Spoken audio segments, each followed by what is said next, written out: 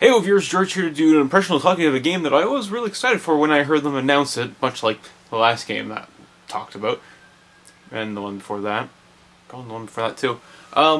It is Injustice: Gods Among Us. If you don't know what this game is, I feel sorry for you. It's basically the guys that did Mortal Kombat 9, NetherRealms, I think their company name is. They've taken the DC universe and created a fighting game. It just has DC characters. This isn't that DC versus Mortal Kombat flop that happened.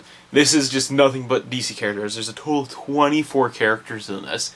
And I have them all on screen. I'll name them off in a second. Actually, why not? No, let's name them off right now. So, before I get to the fundamentals, I'm going to tell you how cool the character selection here is.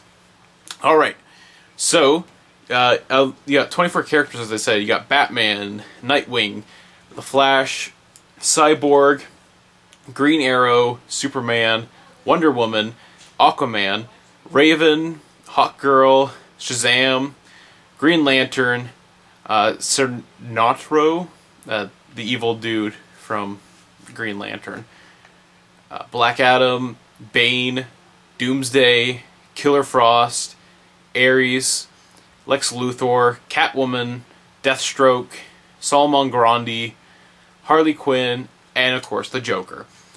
And all these characters are so fantastic. I mean, if you've ever played a fighting game before, obviously what makes a fighting game really good is the roster.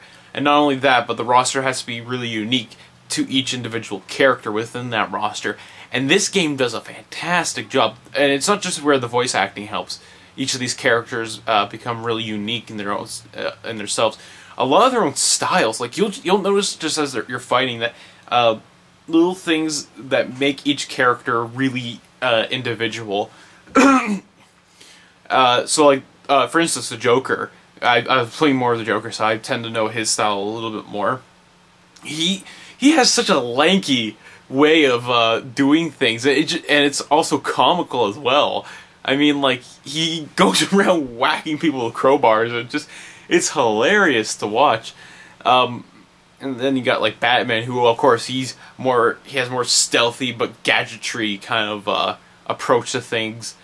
It is just so cool seeing all these. And I mean, like, even when you get to characters like Aquaman, who most people, you know, make fun of and laugh at, he's such a badass in this.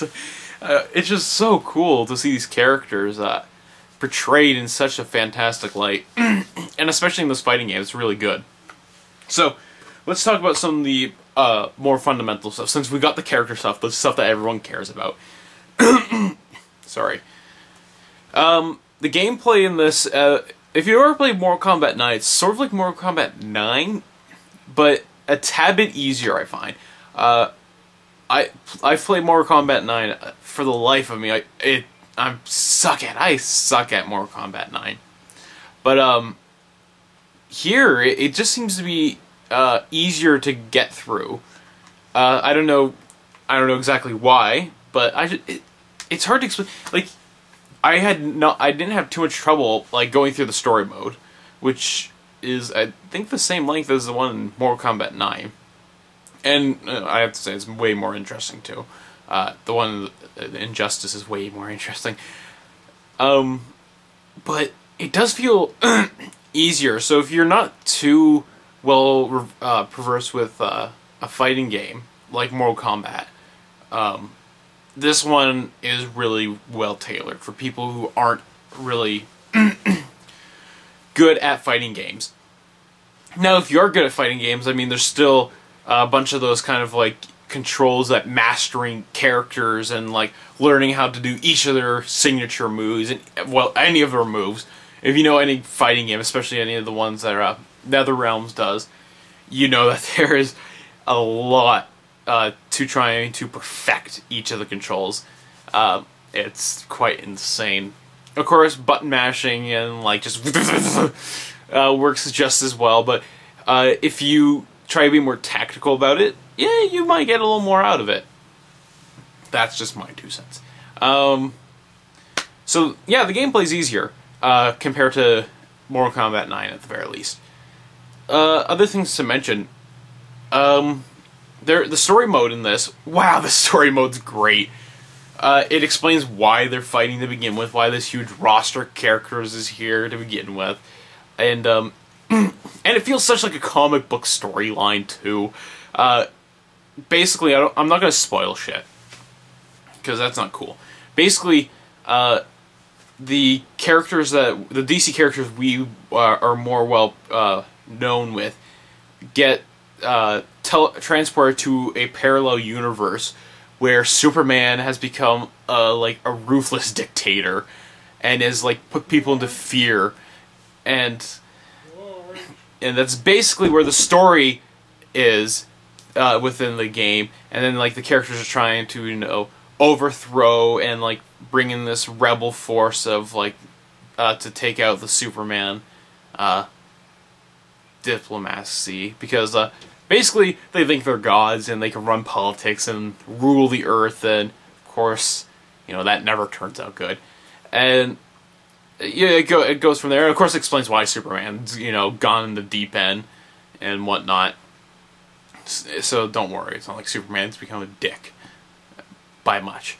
And all the characters get their own spotlight. Well, at least not, I wouldn't say all the characters. It focuses more on a lot of the main cast. So like, you'll play as Batman, obviously Superman, Wonder Woman, Aquaman, The Flash, Green Arrow, Green Lantern, Cyborg, the Joker, and Lex Luthor, and Deathstroke. Trying to think. Yeah, that's it. Those are the characters that you play as in the story, which isn't a huge amount. And of course, it would have been cool to play some of the other characters within the story. You know, Hawkgirl, for instance, she maybe has like a scene or two within in the story. It's just like, hi Hawkgirl, bye Hawkgirl. Raven's also a really throw-off character. Nightwing, I'm surprised that Nightwing barely does. Like, the only bit you see of Nightwing is his parallel universe self. And that gets, like, you know, very little touched upon. In fact, I think you only fight him once within the story, which is bizarre in itself. And, you know, the other character... It's not like I'm too much worried about, like, Bane or Arius or Killer Frost, because they're very much side characters. But, like, it's weird. Like, you get to play Cyborg. He gets his own story, but, like, Raven's a Teen Titan, too. Actually, Raven's character, her voice at least, is just weird to me, considering I'm more in tune with a Teen Titan version. That's just me, though. So the story's really good. It's just, it's really unfortunate that you don't get to play as all 26 characters at least once throughout, and get, like, a bit more, but at the same time, the story is really good. It feels like a comic book story, and it does a really good job at explaining why these characters are fighting each other, and it's just such a fun watch. And it's, like I said, I don't want to ruin anything, but it's cool. There are challenges in this game. I don't know if they did this in Mortal Kombat 9. I feel like they might have, but that's beside the point. There are these things called challenges.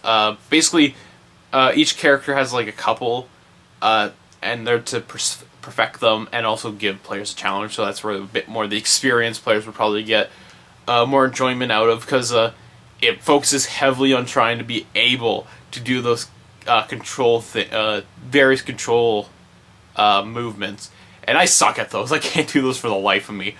Like, there's one for the Red Sun that came with the DLC for it, where you're trying to guide Superman's craft through these asteroids, and you have to press those combinations. So it's like the up, left, X sort of thing. And it's just like, I don't know how to fucking do that. It's weird, but I can guarantee people who are experts, who like, you know, those kind of things, memorizing that shit, being able to actually perfect at doing those things off the fly, and not just like on a limb, would really enjoy that. So there are those, and there's a bunch of them, and each one has like a 3-star rating. So like, there's the initial completion of it, and then there's trying to do an extra, and then there's trying to do an extra to that extra. and it really works. And of course, when you do it, you get an unlockable bit. So far, the unlockables I've seen are like those little gamer in-game game profile sort of things that sort of showcase your stuff. PlayStation All-Star did that, and whatever. It's there. There's also like unlockable costumes that you can get, which are the better stuff, of course. And I've only unlocked 2 of them.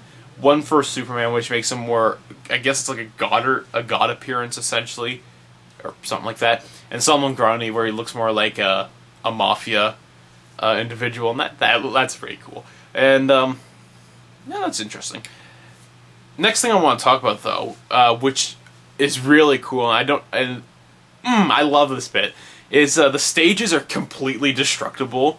As you like fight, things will start collapsing because of like how awesome your battle is, and on top of that, things that are close to the foreground or where the action takes place, you can actually like utilize the setting, so like your character could pick things up and throw them, or like break things and just or like move. Oh, it's just so cool. Especially when you figure out how you can do it, and it's actually a lot easier than I thought. When you start doing it, you'll be like, yes, awesome, cool. But a lot of them, it's actually, I was about to say that a lot of them aren't really cool, but what makes them really cool is each character takes a bit of a different approach to it. So like characters that are more stronger will, maybe lift a car and throw it, whereas characters that aren't as strong might like just sort of push it or something like that, if that makes any sense. Best example I can think of is in the Gotham alleyway. There's this dumpster that's there. Now, strong characters will pick it up, whereas characters that aren't as strong will actually like swing it around because it's on wheels. So they'll swing around and like chuck it towards the opponent. That's really cool.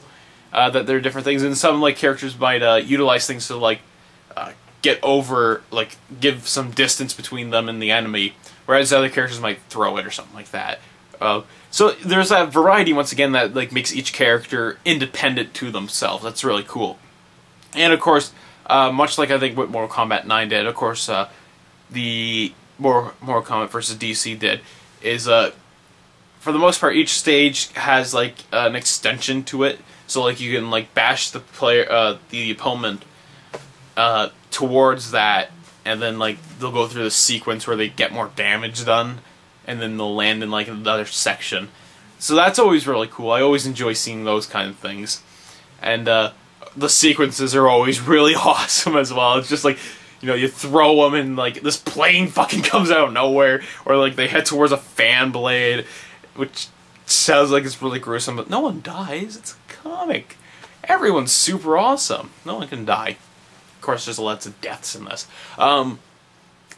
So the stages are cool. The characters are cool. The gameplay is like is more easier for like people who are new to it, so it's more fun for everyone. Experts will get the extra enjoyment of like figuring things out, where people who are not too in tune with fighting games can still enjoy it immensely. The story's well written, but doesn't really utilize all the characters as well as they could. Something else. I haven't tried the multiplayer. I'm surprised I have yet to try the multiplayer.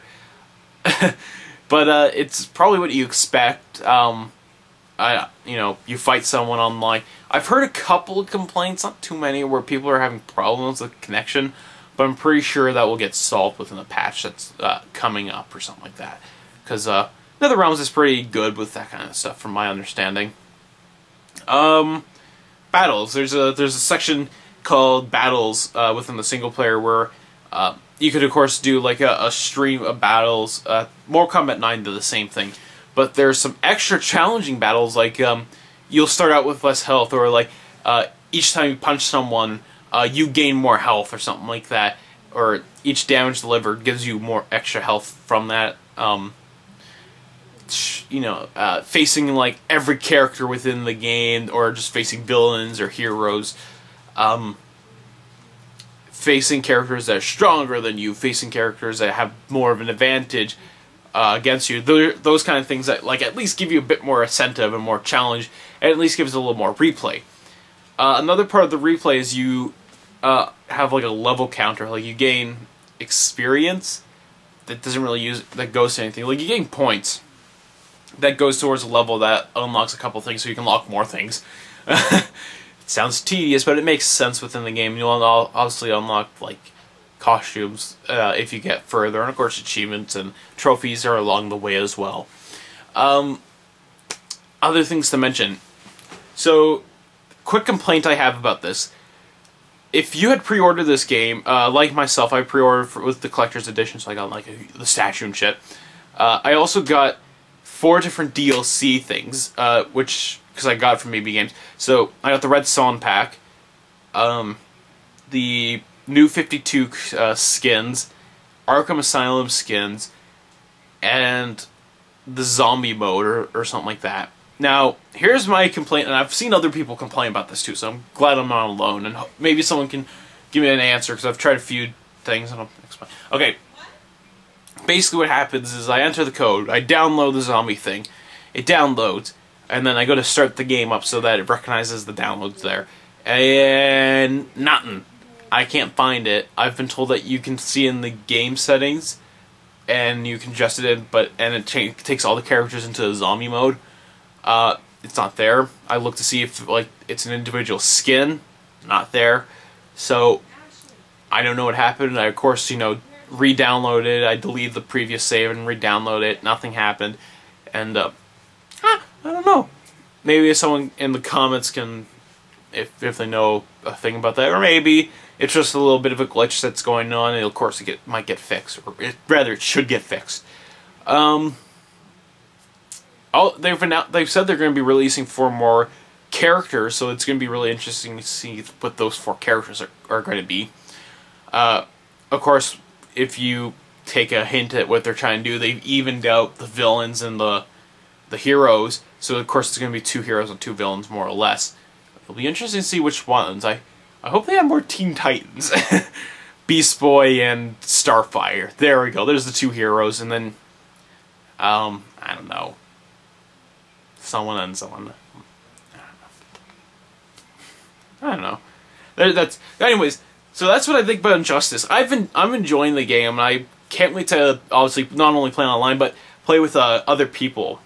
Friends, of course, couch gaming, the best kind of gaming, and like just going at it, because that's where most of the fun's are going to be, especially if you've beaten the story mode. So with that all said and done, until next time, keep on gaming.